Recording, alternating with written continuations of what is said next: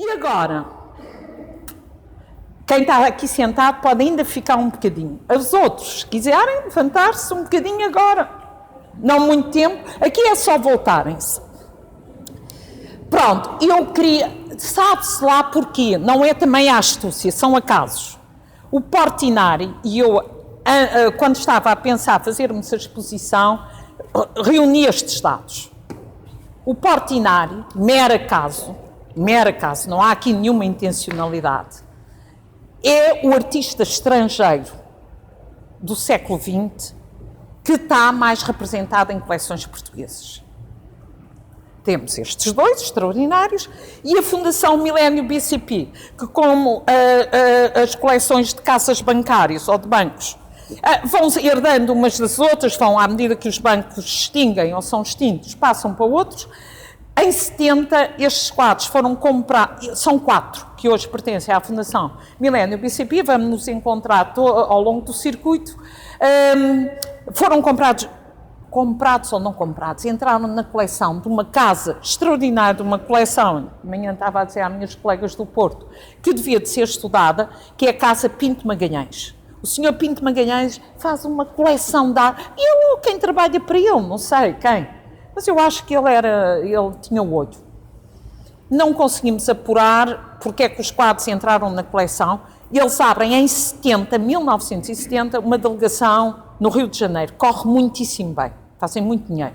Aquele início dos anos 70 é bom, como se sabe, para os negócios, é assim considerado. E os quadros entram nessa altura na coleção. Depois passam, não sei quem é que sucedeu ao Pinto Magalhães, outro banco qualquer, Português do Atlântico, talvez, sim. E depois Banco Mel e hoje Milênio BCP. Talvez tenham entrado, como agora têm entrado alguns quadros, por acerto de contas, pagamento de dívidas, não nos parece que tenham sido comprados. São muito bons. Separámos, ao contrário de outros, vão encontrá-los ao longo da exposição. Aqui fica muito bem, porque é o mesmo tema dessas culturas urbanas. Aqui é o chorinho e o espetáculo de rua, de circo. Aqui é o frevo, que é uma dança, também tivemos já cá uns especialistas a falar do frevo, portanto, eles dançarão assim. O Portinari tem muito humor. E há uma coisa extraordinária nele, que às vezes estes pintores neorrealistas não têm. Ele introduz leveza nas coisas. Parece que não está a acertar contas. Ou vejam como eles são explorados, ou como eles são geniais e ninguém lhes liga nenhuma. Não, eles têm todos um ar assim um bocado massacrado, mas são máscaras, não é? Não são retratos. Ele nunca faz retratos. Nestes casos ele nunca faz retratos. São representações. E aqui, basicamente é a mesma coisa. Agora, a composição é muito engraçada e este quadro tem muito humor. Primeiro, joga com uma paleta esquisita, porque juntar aquele laranja com aquele verde e aquele cinza, qualquer um se arrepia se pensasse que aquilo dava certo, depois dá certo. Depois, divide o quadro, também não é nada habitual, em retângulos ao alto. E basicamente parece o mesmo. E depois reparem as mãos. Ele solta as mãos que parecem palmas, não é? Que marcam um ritmo na composição muito engraçado. E depois o humor dos sapatos, das meias, da forma como eles estão suspensos, dos chapéus, é muito divertido. É de 40 e eu não tenho memória nenhuma, não. É de 58. 58, 10 anos. É bom porque nos vai fazendo... Depois, e para irmos ao essencial da pintura, ainda temos aqui um conjunto muito interessante e muito bom, que eu também tinha esperança que me emprestassem, que emprestaram, que é da Gulbenkian. Não é desta época, é uma compra tardia. O Portinari, o Cândido Portinari, teve a sorte de ter um filho extraordinário, o João Cândido, que esteve cá na inauguração, um jovem de 80, maravilhoso. Maravilhoso, mesmo maravilhoso, e que gostou imenso da exposição. Em 1980 ele fez na Gulbenkian uma exposição do pai de desenho e gravura, e a Gulbenkian comprou-lhe na altura este conjunto de estudos, que são todos estes pintores nas Américas, nos Estados Unidos e na América Latina, gostam muito da escala monumental. Lá está a pintura comunicante, a pintura para o povo, a pintura que sai do ambiente do museu. Não é? Isto são estudos para uns grandes painéis que ele fez para o Ministério da Educação. E os temas são os trabalhos, as grandes monoculturas, o café, de novo, o cacau, o fumo, o tabaco, o algodão e os garimpeiros.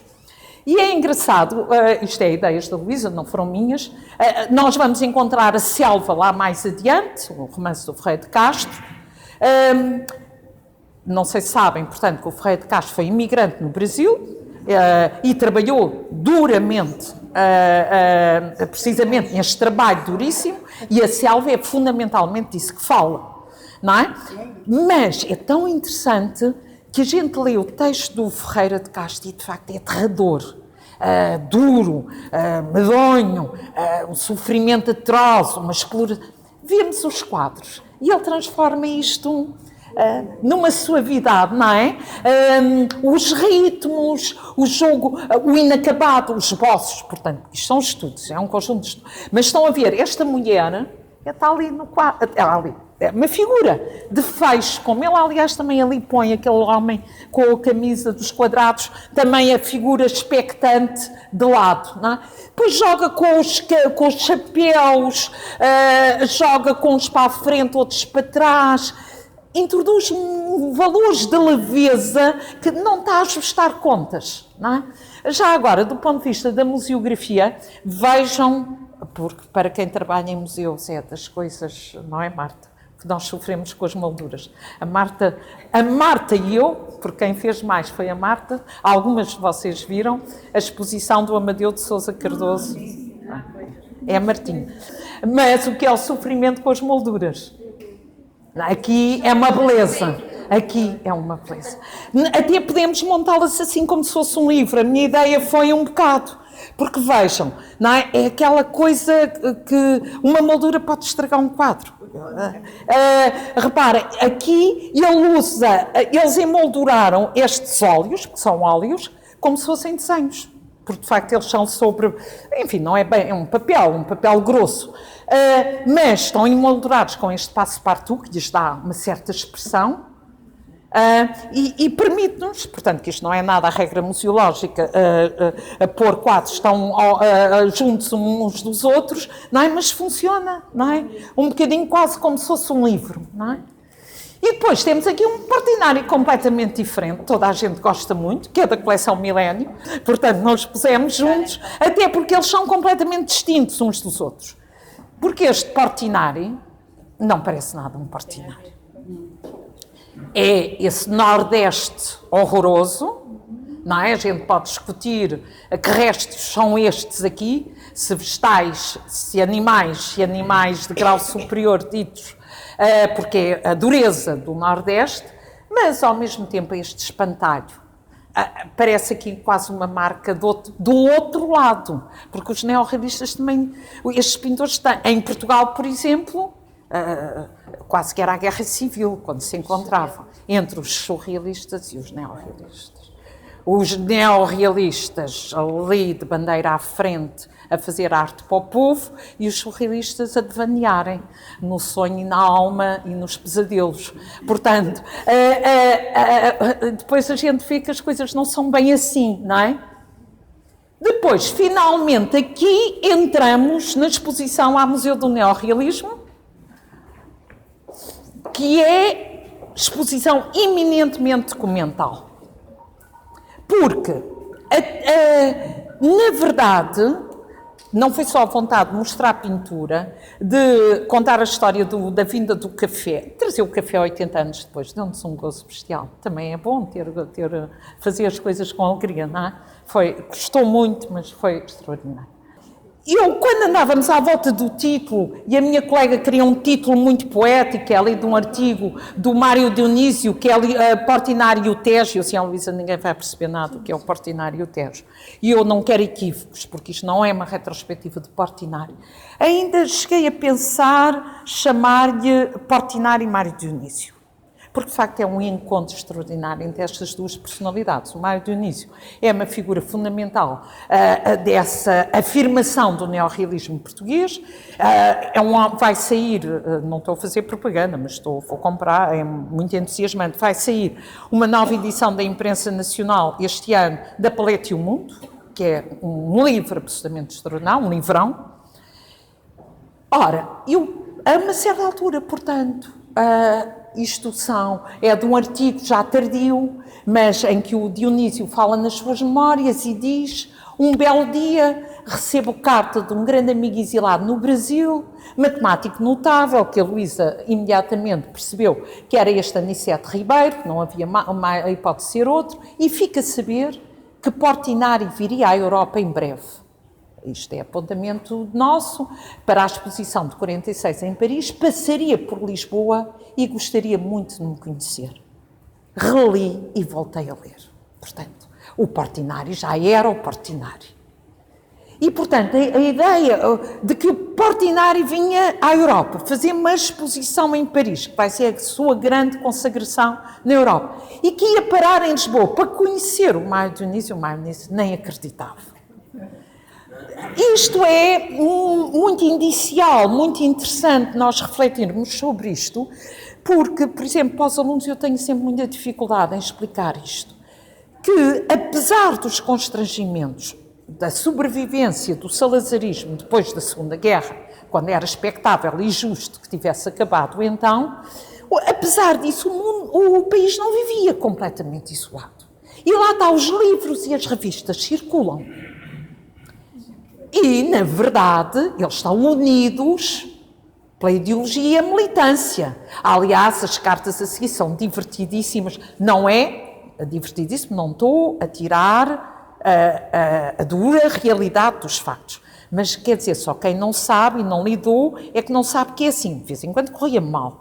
Mas eles escrevem cartas de um para o outro. Como é que se vão encontrar no Cais de Alcântara? Dois comunistas. Vai estar lá a polícia toda à nossa espera. Não, correu tudo bem, foram passear para Sintra. Mas pronto, claro, podia correr mal. Portanto, há aqui esta questão do comunismo a ligar. Não é? E, portanto, o Portinari para em Lisboa, sem grande risco, e então nós temos, antes de Paris, a consagração em Portugal. Não é? O Portinari está em Lisboa, a bordo do Caxias, com 150 quadros, que vai expor em Paris. Esta fotografia foi maravilhosa, fizemos várias fotografias, porque é o menino João Cândido a acompanhar os pais, o Portinari e a mulher, o Mário Dionísio, o Alexandre, eu nunca consigo dizer, desculpem, é o Inácio Fiadeiro e o Alves Redol. Levam-nos a passear de Sintra, ele adora os painéis de azulejos. Depois levam-no a passear ali ao Caixo Sodré, onde ainda há um mercado de peixe ao ar livre, e eles dizem esta frase, que a mim só me lembra António Nobre, os poetas, as pessoas têm mania de dizer isto. Tem aqui, isto é frase do Portinari, segundo o Mário Dionísio, tem aqui um material sem fim, maravilhoso. Os vossos pintores não pintam isto? Isto era as varinas, não é? O António Nobre, no final do século XIX, no Só, já diz que é dos pintores do meu país que não vem pintar, não é? Bom, uma série de artigos e o Mário Dionísio, o Alves Redol, o Joaquim Namorado, mas não sei se mais alguns, vão para Paris atrás, com o Portinari. Não conseguem separar-se. O que nós temos aqui, que é em grande parte material inédito, que agora estas cartas pertencem ao centro, à Casa da Achada, o centro Mário Dionísio, em Lisboa, gerido pela filha do Mário Dionísio, a Eduarda, e a Luísa Duarte Santos, a minha colega, a Eduarda Dionísio e o Alexandre Pomar, estão a preparar agora uma edição, parte destas coisas reproduzimos no catálogo, mas não todos são de uma qualidade. Há uma verdadeira amizade que se estabelece entre eles. O Mário Dionísio, este painel aqui evoca, começa-lhe a fazer uma série de entrevistas com o objetivo de escrever um livro. Há de escrever, irá escrevendo, mas o livro começado a preparar em 46 só será editado em 63, Já o Portinari tinha morrido, morre em 62, bastante novo. E reparem, portanto, o que diz o Dionísio. Paris, o centro do mundo. Dali provinha ou por ali passava tudo de que se nutriam os nossos sonhos de outra vida. Ali se publicavam e vendiam jornais e livros de todas as tendências. Ali se andava e falava sem ter de olhar para trás. Lá estávamos, de facto, mal instalados e comendo mal, mas naquele ambiente de liberdade eufórica logo a seguir à derrota do nazismo. Vão diariamente ter com o Portinari, ao ateliê dele, beber café, mais uma vez. O Dionísio vai publicar os Encontros de Paris, uma série de entrevistas, a capa é o Léger, portanto, com pintores desse realismo socialista francês da época. Há entre notícias que são divulgadas cá por eles de jornais franceses aos jornais portugueses, por exemplo, o José Augusto de França, 46, eu acho que é a primeira vez, infelizmente já não pode esclarecer, mas eu acho que é a primeira vez que ele está em Paris, em 46. Sim, é de certeza. É o primeiro artigo de crítica de arte do José Augusto de França. Sobre o Portinari, a exposição de Portinari que ele viu em Paris. E muito neorrealista, absolutamente neorrealista. É muito interessante. Toda a gente ir a Paris. E a correspondência... Mas também foi um grande sucesso em Paris, a exposição. Portanto, no Diário de Lisboa, Portinari em Paris, chegou, viu e venceu. Uma grande colaboração que se inicia com a revista Vértice. A revista Vértice vai ser, nestes anos, entre 40 e 50, a grande revista da literatura e das artes da oposição. Depois do Picasso, o artista que mais fez capas foi o Portinari. Aqui temos outro quadro da coleção do Milénio, são 4. Também muito picassiano, diferente, muito mais expressionista. Kubov expressionista, não é? Assim, um bocado pesado, mas muito interessante, muita qualidade. Eu creio que em Portugal é a primeira vez que é exposto. Não é que o Milénio emprestou sem problema absolutamente nenhum, eles emprestam. A questão é saber, não é? É saber que eles têm e de facto são quadros muito interessantes e de tal forma esta amizade se consolidou que, por exemplo, estão ampliações de cartas entre eles e quando a revista Vértice publica o número 100 em 52, o Mário Dionísio pede ao Portinari um desenho e o Portinari manda-lhe o desenho, que ainda hoje pertence à Casa da Achada, a coleção foi do Mário Dionísio, e, portanto, podemos ter o gosto de expor o original e a cópia editada, e depois, não é, aquela grande polémica que, com todo o respeito que tenho por quem estuda estas coisas, como a Luísa, é um bocado o sexo dos anjos, confesso, que é a polémica interna do neorrealismo, que é a questão da forma e do conteúdo. Foi uma questão que o Álvaro Cunhal levanta logo em 36, que é uma pintura tem a forma e tem o conteúdo. E pode haver formas velhas com conteúdos novos. Só não pode haver o contrário. Portanto, é uma coisa esquisitíssima. E então, o Portinari dá uma entrevista numa revista brasileira, mas que é logo publicada em Portugal na Vértice, e perguntam-lhe como é o processo dele trabalhar. E ele, artista comunista que era, ele diz, bom, mas para mim um vermelho é uma cor, que eu uso como outra cor. Bom, os jovens neorrealistas portugueses leram e não gostaram. E, portanto, há sempre aquelas figuras mais papistas do que o Papa, e um jovem que foi pai neorrealista durante muito pouco tempo, nesta altura nem tinha 20 anos, que rapidamente passa para outro campo, que é o Lima de Freitas, escreve uma carta aberta ao Portinari, publicada na Vértice, a perguntar-lhe o que é isso. Então, o vermelho é uma cor, como outra cor qualquer, e o Portinari responde. não é? Publicamos, está aqui ampliado, do Rio de Janeiro, de 3 de setembro de 53, prezado amigo Lima de Freitas. O Lima de Freitas mal tinha nascido, não tinha 20 anos. Com agradável surpresa, deparei no último número da Vértice a carta aberta que os jovens pintores portugueses me dirigiram. Surpresa agradável, porque não imaginei que os jovens emprestassem valor ao que eu pudesse dizer. Por isso, havia-se a escrever, aqui estou, tentando, penosamente, com dificuldade de linguagem, esclarecer as dúvidas. E lá vai dizendo, e depois afirma, o que penso como homem, penso como artista. E quando disse, não é, justificar-se, que no ato de pintar só me preocupa a pintura, quis com isso esclarecer que a forma e a cor me preocupam. Portanto, aqui está um formalista burguês, do pior que há. Não é? E depois fala mesmo da arte abstrata, da pertinência da arte abstrata. Estava chumbado. Com a sua heterodoxia em termos de... Não é? E isto é também muito interessante, porque aqui na nossa exposição permanente às vezes há ortodoxia a mais. E eu também acho que é muito importante a gente ver à distância da história, não é? Eu sei lá, se calhar ainda era como o Lima de Freitas, não é? Nesta altura, sei lá. Agora, não temos que ser, passou um século quase. Não é? A relatividade que estas coisas têm. E por causa deste quadro, ainda sonhei, mas sonhei só. Nem tinha nem espaço, nem dinheiro, nem energia, e era impossível. Mas era para mostrar... Eu nunca estudei bem o Portinari, claro, andei a ler, mas ele é um pintor francamente muito interessante. E, a par deste compromisso político, mas que nele é sempre traduzido em pintura, e é sobretudo pintura, ele morreu antes dos 60 anos, portanto, se eu fosse ele já estava morta. Ele faz uma coisa que também é muito raro nestes pintores, que é o interesse para a pintura de história.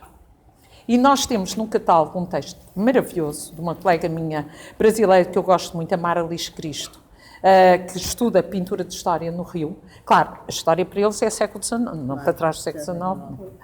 E este quadro é um estudo também, é muito saboroso, é um gouache. É uma pesca milagrosa. Portanto, invoca um tema do Novo Testamento, mas ele é um grande pintor de história. E, mais uma vez, aí se cruza com Portugal. Porque ele faz uma réplica livre, à maneira dele, da primeira missa. Portanto, a primeira missa já tinha sido pintada, inventado por um grande pintor de história brasileiro do século XIX, que eu não me lembro agora o nome, mas o Portinari refala. Tem um quadro extraordinário que só lê Magoia, que é a Corte de Dom João VI. E depois temos aqui um núcleo muito interessante, completamente... Não, nós até temos o livro. O que é novo é a documentação. Aqui vem da Casa Museu Ferreira de Castro, de Sintra, foram maravilhosos. Tudo isto nunca tinha sido mostrado. Estas cartas, o livro temos-lo aqui. O Ferreira de Castro, já tinha falado, quando a Selva faz 25 anos... Ele convida o Portinari, em 54, para ilustrar, temos aqui a edição ilustrada, ainda pensámos, ainda ponderámos pedir, mas o filho, de facto, tem a maior parte deles. Mas depois há 2 que não sabemos onde estão. Há outros 2 que são de coleções privadas. Não. Fizemos assim, fizemos um painel à escala, mais ou menos, das reproduções. Até ficou bastante bem. Achámos que era suficiente. Porque isto são ilustrações para um livro em que ele se aplicou desmesuradamente. Ele estava, evocamos essa situação aqui, ele estava exatamente nestes anos, em 52, quando o Ferreira de Castro fala com ele, 53, estava na sede das Nações Unidas, em Nova Iorque, a fazer os grandes murais de decoração. Que depois foi uma coisa que correu mal, porque é aquele período do macartismo muito forte, e de repente começam a dizer que ele é comunista, e depois já não queriam que ele acabasse o trabalho. Os desenhos são originais que ele ofereceu neste contexto, não são ilustrações, são estudos para as ilustrações. Este é do Ferreira de Castro, portanto está na Casa Museu Ferreira de Castro, aquele é do Mário Dionísio, está na Casa da Achada. Havia um terceiro que não conseguimos localizar, que ele ofereceu à mulher do editor, da Guimarães Editora, que é uma grande editora desta época. Os guaches vieram, tiveram expostos em Lisboa, na Guimarães, e no Porto, numa galeria que tinha acabado de abrir, a Alvarez, no Porto. Foi um sucesso extraordinário. O Aquilino, a seguir, escreve logo uma carta a pedir para ele, portanto, 59, a pedir-lhe para ele ilustrar a tradução que ele estava a fazer do Dom Quixote, mas ele já estava bastante doente. Em 59 já ele estava bastante doente. As ilustrações são para o Aquilino? Não, para o são Ferreira de Castro. E depois disso, o Aquilino tentou também. Aqui, para quem queira ouvir, não a voz de Portinari, infelizmente, o João Cândido do Mário Dionísio, uma conversa entre os dois, já depois da morte. E este é o último núcleo da exposição, que evoca, efetivamente, finalmente a saída do livro, que eu saiba, tirando a um pequeno, mas muitíssimo bom, mas daquela coleção do Essencial sobre, que o José Augusto de França escreveu já neste século, sobre Picasso, está editado para a imprensa nacional, que eu saiba é o único artista estrangeiro que tem uma monografia escrita por um português. Portanto, o livro pensado em 46 finalmente sai, no ano a seguir à morte. A cronologia, como aqui está organizada, desde o nascimento dele em 1903 até à morte em 62, é a cronologia tirada do livro do Portinari, e eu vou-vos ler aqui agora, quando aparecer. Deixa estar, ouçam só. Numa manhã de vento, há muitos anos, um papel veio de longe enrodilhar-se-me nas pernas, com tamanha teimosia que tive de sacudi-lo com as mãos enregeladas. Ao pegar-lhe, porém, para amascá-lo com impaciência, vi que era a página de uma revista ilustrada e a fotografia de um artista desconhecido. Foi a primeira vez que me encontrei com Cândido Portinari. É o início. Eu sempre achei que isto é apenas poético, mas a Luísa acha que é aquela página. Na verdade, quando foi a vinda do café, que não veio o Portinari, veio o café, o Mário Dionísio era muito novo e estava no caramulo. Ele teve uma tuberculose muito grave. Portanto, é possível que seja verdade e que fosse esta a página que se veio enrodilhar. Quando a Luísa falou nisto, está ali o artista principal, estão aqui os artistas principais, meus colegas, a Helena e o Fernando, que deram corpo a este pequeno filme, uma fotografia da Helena, um filme de animação do Fernando, que tentam recriar a sensação. Eu acho que está muito bem, gosto muito, uma peça autoral, e pronto, e faz a unanimidade, do Reinaldo Santos a toda a gente. Pintor do sofrimento. Pintor. A leveza parece que entra em contradição. Não, mas de facto o que nós temos aqui é mais sobre o signo da leveza. Nos olhares da maior parte das personagens, a nota de um sofrimento. Sim, Beatriz, eu acho que sim, tens razão. Sim, tens razão, eu não digo que não. Não acho que na literatura é mais pesado. Sim, claro. Pronto. Acho que a pintura introduz aquele halo de cor, de realidade, penso eu, que afasta um bocadinho. Gosto muito daquele texto, leio-vos só um parágrafo, já mais tardio, do Cardoso Pires, que é maravilhoso. Está publicado no Agora José, de 77, e só leio um bocadinho. Agora lembro-me de alguém que subiu ao panteão dos magníficos. Tal como vejo, esse alguém está numa cúpula em arco-íris, retratado entre os seus pares. Encontra-se à mão direita de Picasso, e quer-me parecer que Rivera lhe fica ao lado, pele com pele, ou será Siqueiros. Com um olho na cúpula, outro no texto. Qualquer curioso poderá traçar-lhe o itinerário que começa numa lapa de gente chamada Brotowski, São Paulo, Brasil, e que termina no Rio, em manhã de sol. Nascente e Foz, mas entre esses dois pontos, dois parentes, duas datas, cabe um mundo de 1000 voltas, Europas, Américas, Amazónias, Um mundo de muita e muitíssima história. Café, escravos, conquistadores e pedrarias, pau, ouro, tiradentes, a fome e o livro, etc. É maravilhosa a qualidade literária.